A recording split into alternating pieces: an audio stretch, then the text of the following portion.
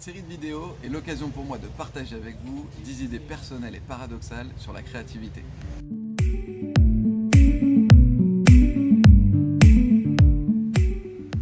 La créativité est une compétence noble. Elle est estimée par tout le monde.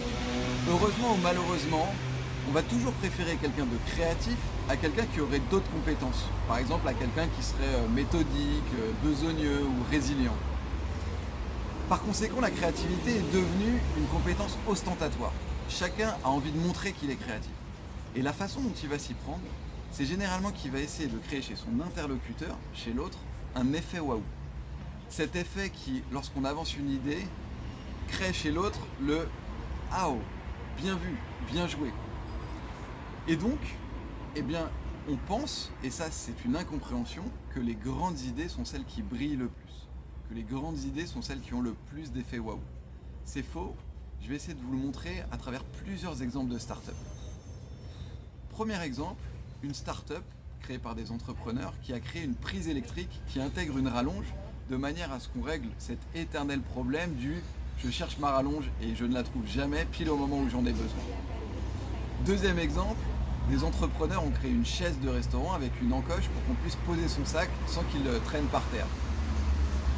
Mais des exemples, il y en a de nombreux. J'aurais aussi pu vous parler de la tasse à café qui intègre une encoche pour éviter que le café coule. J'aurais aussi pu vous parler du banc qui a une petite manivelle sur le côté de manière à retourner l'assise pour que les gens puissent s'asseoir au sec. Et puis j'aurais aussi pu vous parler du range vélo qui évite de prendre 15 mètres carrés d'espace urbain quand il n'y a pas de vélo rangé. Toutes ces idées sont brillantes, elles génèrent des effets waouh, pourtant vous n'en avez jamais vu nulle part. C'est bien que ces idées qui ont des effets waouh ne gagnent pas toujours les marchés. A l'inverse, je peux vous parler de projets entrepreneuriaux qui, au démarrage, n'avaient aucun effet waouh et qui pourtant sont devenus de grands succès entrepreneuriaux. Facebook.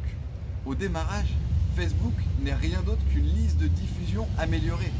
Les gens allaient sur la plateforme pour changer leur statut et dire à leurs amis qu'ils étaient partis en vacances.